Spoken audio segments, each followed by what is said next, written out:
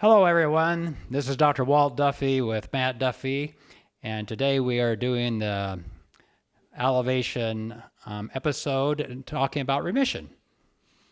Yeah, fun topic. Not one we hear a lot about in mental health. At least that's what I tell people when I talk to them. So to start, to make sure all of our listeners are on the same page, why don't we get into what is remission in mental health and why remission isn't a term used typically in someone's care? Well, I think that in itself is right? It's setting it has up a lot. to I mean, branch remission out. means different things to different folks, right? So I think that's why we wanted to talk about it. So you might be going to a provider or hear from folks, hey, the patient's in remission, which might mean to them that, hey, they're just functioning better. They come in, they say they're feeling pretty good. I think my medicine or my treatment's working for me. And they call that remission. That's what they call remission. Well, right? That's what they say remission But that's why is. we're talking about it today, because we disagree with that. Yeah, we disagree with that. So, just a little background data. If you just look like major depressive disorder, there was a small study a number of years ago, and they looked at patients who got into true remission versus having any symptoms at all. Mm-hmm. So we would call those partial responders, not full responders. And the folks who had any symptoms at all actually had a 2/3 greater likelihood of relapsing in the future over the next year versus those who got all the full way into remission. There's different ways to look at remission. One is there's scales, right? There's rating scales. For example, there's the PHQ-9 that's very popular in major depressive disorder. And there's a certain number if you hit. So if you get under 5, you're in remission. For how long? This is a big debate too, right? Well, that's the... If I'm in remission for 1 day out of the year, am I considered in remission? This is sort of interesting. This is like doing research. You can find whatever you want to find, and that's what you can call it, right? So I think we'll call it the elevation way. Maybe how we think about things. And this is why everyone doesn't agree with us, which is perfectly fine. But when we think about remission, it's that we would be able to get everyone's symptoms all the way gone. Really, their disease gone. When I think of remission, let's take it to where they commonly talk about it, right? Cancer's a big one. That means your cancer doesn't exist anymore. Well, by what the current technology can detect, right? And they also will say, after I have followed you for so many years, you can be called in remission. Does that mean they don't treat you anymore or don't follow you up anymore? No, it means, which is I think what we're getting to, your disease no longer has an impact on your daily life. You're functioning as if it wasn't there to begin with. And you're concerned about it coming back, which is a big thing in cancer, right? Mm-hmm. You should feel good that as long as you're following our protocol, that's really established, and oncology does this much better, I think, mm-hmm. That we have a good chance of catching it if it does come back.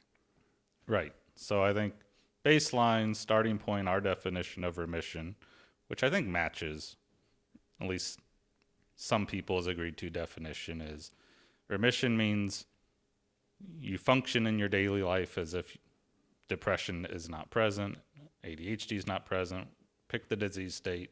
It's not impactful to your daily function, your daily life. Not only not impactful, but you really do not have symptoms of it. I mean, there's functional remission. That's what you're talking about. Mm-hmm. But there's also symptomatic. I mean, do you really have any symptoms that are left sort of percolating there that can become functional again? So to really have remission, you sort of have to have both. Now, I guess I feel like if you have symptoms, you're having some functional interaction. It's changing how you're going about your daily life because you notice something you wouldn't notice if it was absent. So as a clinician, what I'll tell you, if I'm in a room with a patient, I can tell you, people will tell me, oh, it's not impacting my daily life. But then until you get down into the weeds and ask them more about, well, let's talk about the specific things. Are these impacting you at all? So yes, you're correct. but how you work on that and talk with that and educate folks about it, what you really mean, is different. Individualized care. Yes, individualized care, personalized care. So to boil that all down, remission should be the goal of treatment. Yeah, it should be the goal. I mean, we have, I think we all know this. We have patients, folks we treat, that never get into remission. Mm-hmm. We want them to get in remission. The current treatments either don't get them there. Maybe they continue to have a lot of life stressors. For whatever reason, they're not in remission. But we also believe in our practice that those are folks that we're even going to follow more frequently. Mm-hmm. And we're going to, I think that's another thing that's different is we're always going to be looking out for other treatments, other modalities that we can monitor them with, other things, because we want to get them there. That's why we offer things like research and transcranial magnetic stimulation and all these different treatments that we do. Because I've always been looking for, okay, I have a certain subset of folks who just are not where we want them to be, and they're not where they want to be. What else? What's the next step? So now we'll get into psychedelics and stuff down the road. Yeah, that we can get into all the ways that we can help with remission. What you started to touch on, though, that I want to go back to is remission's the goal of treatment. My understanding and experience with mental health providers is they never tell the patient it's the goal of treatment. That's not what's set up as you're here to achieve remission.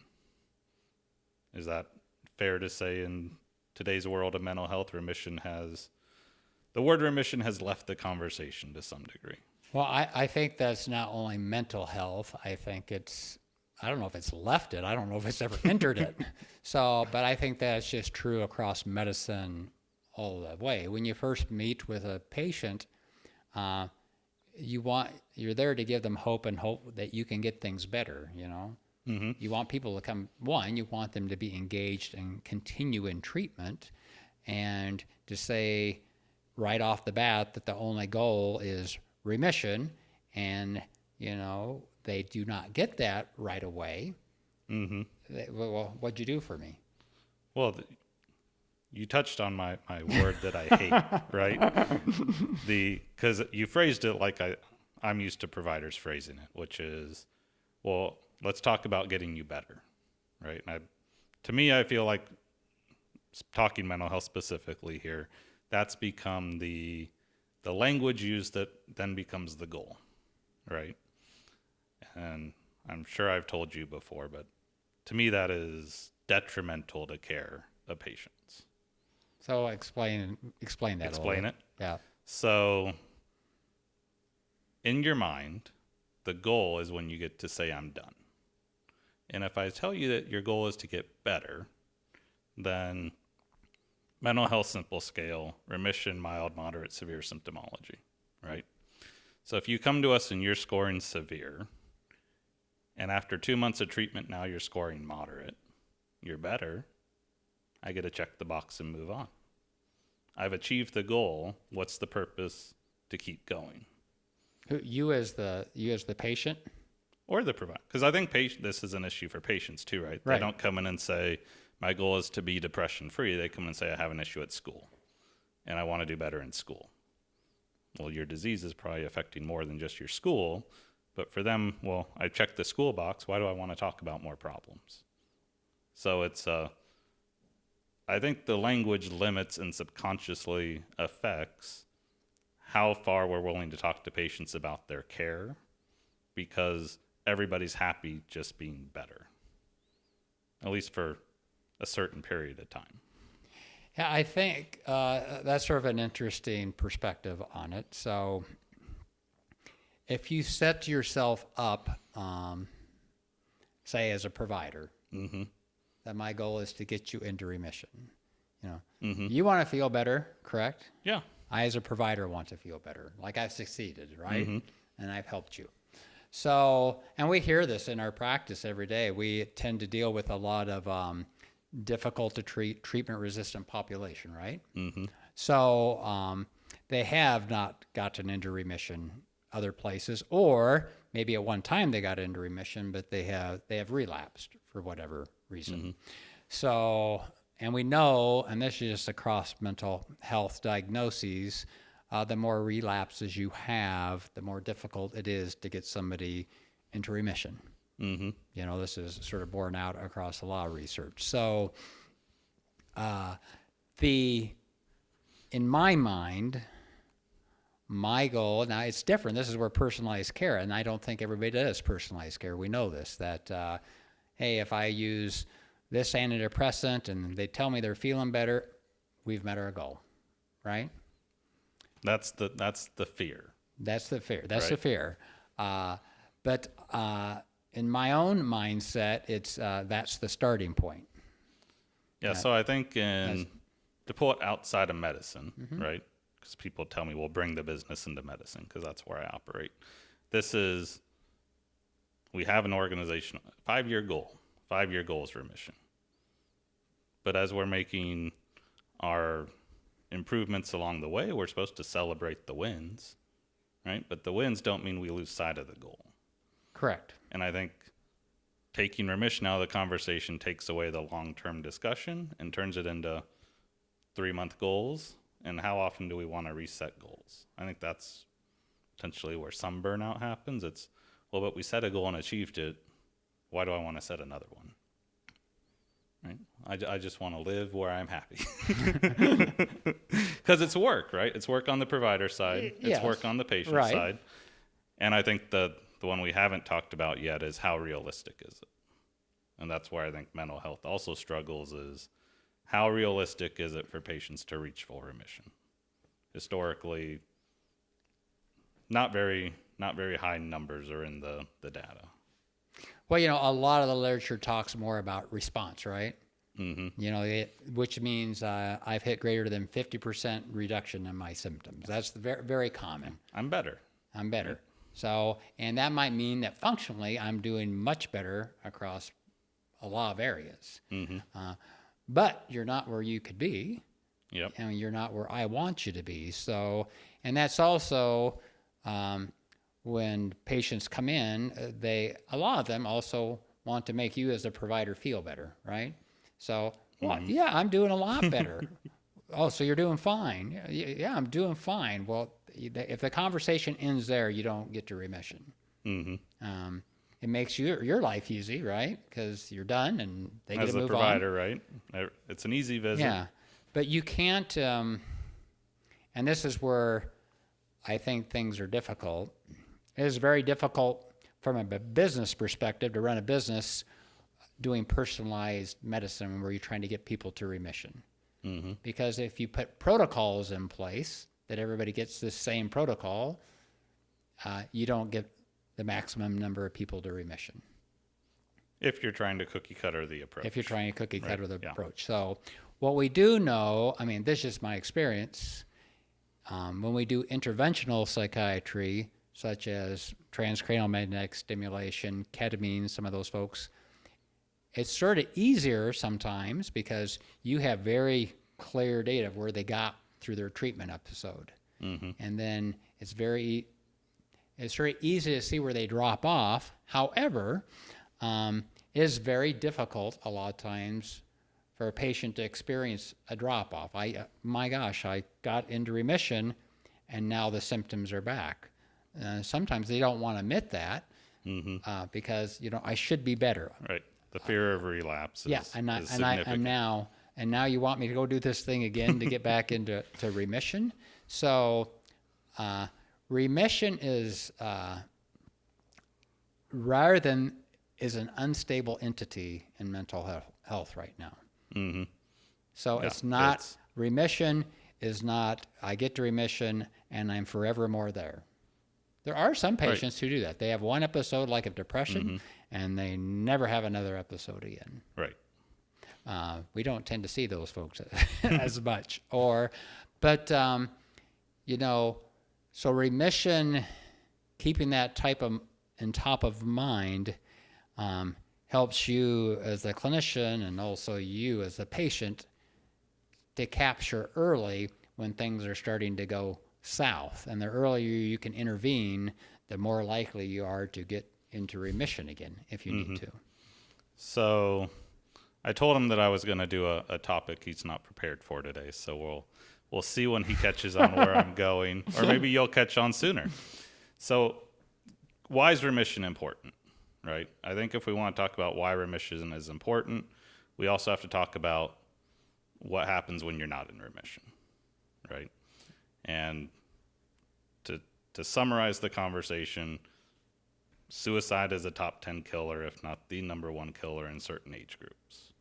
So we're dealing with a disease state that is ends in death if not treated, for a higher likelihood in a lot of age groups. So especially if you add a lot of childhood adverse experiences with it and stuff like that. Yeah. Yes. So your likelihood of suicide, if you're in remission, I assume is close to zero, because you shouldn't be having anything affecting your mental status from these disease states if you're in that sector or that state of your care. So what happens if you're not in remission, right? I'm going to go into the sports world, because I'm wondering if there's an overlap, right? Because we've done some brain functional imaging through EEGs. Correct. With the technology that was originally developed to look at concussions. And my recollection of what you've said is functionally, brains look similar in a concussive state and a mental health, impacted by mental health. They're both functionally impacted in similar ways. They can be.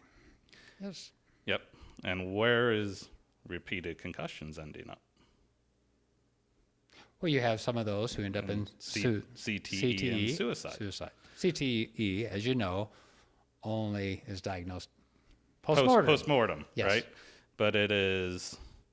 And just for everybody, CTE is chronic traumatic encephalopathy. Yeah. Which, from a concussion standpoint, is by physical damage, right? Your brain is making contact with the walls of your head and causing that physical damage. Right. My question, which we're not going to have the answer to, but I think is interesting, is functionally, if your brain is the same or similarly functionally impacted by your mental health, that's having a daily impact on what's going on in your brain. And if you have concussion symptoms that say that daily impact of that functional issue is leading people to personality change and ultimately potentially suicide, are we talking about, to some degree, concussions and mental health having similar long-term harm on the brain? Well, you know, it's interesting. I actually did a webinar even this morning, and it talked about like the childhood adverse experiences, and even just looking at things like depression, rates of suicide per 100 people. If you looked at one adverse childhood experience versus 3 versus 7, it was amazing how much the risk went up across that. Mm-hmm. So you bring up a couple of things. So we know that the earlier age that you start having issues with things, and we're just not starting talking about depression, but any type of mental health things, that starts putting you at risk for other mental health issues along the way, whether that's substance abuse or personality development issues, how you perceive the world, trust, harm avoidance. And there's, the earlier you have those, you know, you can have where your brain has sort of changed so it overreacts to just basic stimuli that some person might, you know, yes, it might be difficult for them, but they're able to deal with it in the moment. And but you always have an overreaction to a lot of these things. And the other thing is that when we talk about remission, I think it's very, very important. And I think this is lost a lot in the world. And this is where hopefully psychiatrists and some of the providers who have more well-rounded training, I'm not just talking about you come in and you have depression. If you have depression, I should be thinking of other things. You know, we end up diagnosing a lot of sleep apnea. You gotta think, do they have diabetes? Do they have other issues going on in their life? How many psychiatric diagnoses do they have? Do they have substance abuse issues? So, I mean, what are you, remission, you know? And so it's not just, oh, I got remission in this one, so that means I don't have to worry about the other ones. So it's really looking at the whole aspect, but I think some people also get lost in that, you know, where to tackle the tiger, you know? I have these 5 things and I have to tackle them all at the same time.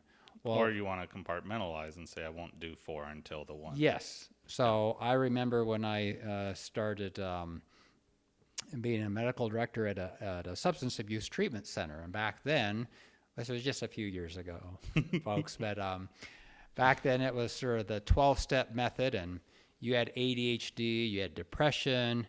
Oh, when I went in there to start working, it was that, well, we got to get them off the alcohol, off the marijuana, off the meth before we can even treat those things. But that's really backwards thinking. You know, you have to address, those are triggers for them to relapse again. So if you don't treat them both at the same time, their risk for relapse on those substances is just huge. So you never give I mean, they come back and they've relapsed. Well, you never gave them the opportunity to even get to remission. So I probably went off topic because I totally forgot your question. But Well, I think what I was ultimately getting to, but yes, right, is if you're not in remission, you're essentially having something functionally impair your brain daily. yeah, you'll notice, you know, when we have done a lot of this EEG work, I mean, it's very interesting because, I mean, you can tell a lot, well, you can tell better with all the work we've done. For example, somebody who gets very depressed, a lot of times that brain just slows down, that processing engine just slows down, and you then have those negative thought patterns. You have to work to change that for folks. Well, if it's so slowed down, sometimes they do not have the ability to benefit from the therapy and some of the things you're trying to, because they just can't process it. Yeah. So what do you do to get them to that next level so they can start to process, so they can take in what you're trying to tell them? It's really, it's you know, so you'll have some people who get referred and that, oh, they not only have depression or whatever, but they also have like borderline personality disorder. And then not that people don't have that, they do, but once you treat their underlying depression, anxiety, and that, well, no, they actually do not have that. It's just that they were not able to process at that time. So you have to also keep an open mind and be willing to change your mind about what the really current active conditions that are going on with somebody. So Yeah, so I think obviously we can cover more on this. there's actually one other part to the EEG part. 'Cause always this is more. really, sorry, well, there's really, you know, you sort of open a can of worms. So I think the difference, and I'm hopeful the mental health field is going. I think some of us who do the interventional psychiatry are more into this, is that I talk more to patients about neural networks. You know, just not only getting your symptoms better, but we know that some of those folks who have gotten better, when we've looked at their EEGs and stuff, their brain is not in remission. You know, we know in cancer, oncology, you know, in diabetes, they watch the hemoglobin A1C, hypertension, you watch blood pressure, oncology, they do the MRIs, the CTs, Well, have it's the blood markers. the whole idea of preventative care is we're going to see it before you even realize it. Yes, so, right? and So this your is, body can be not functioning well at a state that you can't consciously recognize. and there's one thing me telling you that I can tell you your depression's coming back. I've known you now for a couple of years, and I can tell you it's coming back. I'm functioning fine. Right. Versus I show you how your brain is actually working, and you go, oh, well, that's different. Right, because I mean, this just popped in my head, right? That is the exact reason why if you want to lose weight, it's before and after photos. Right. Because if you look at yourself every day in the mirror, you consciously you don't go, oh, I'm different than 5 months ago. Right. Because the progression is generally so slow that it's just normal because you don't see the drastic difference until you look back at what it was. Right. Right. So I think what I would like people to get out of this podcast is remission is multi-layered. And if you're only looking at one layer, both as a patient or as a provider, you are missing out. Mm-hmm. There's many, many layers. And the longer you're in this field working with people, and if you'll take the opportunity to learn about the new advances in the field, even if you don't know them, so you can refer to those people who do them, you will learn that there are more layers than you currently have in your tool belt thinking about. Yeah, and for me, it's, that's the provider side. For me, the patient side, if you're not in remission, it's like waking up every day and getting smacked in the head. Yeah. Right? You have a physical impact of how you function. I would think you want your expectation to be, I want to quit getting smacked in the head. So Right.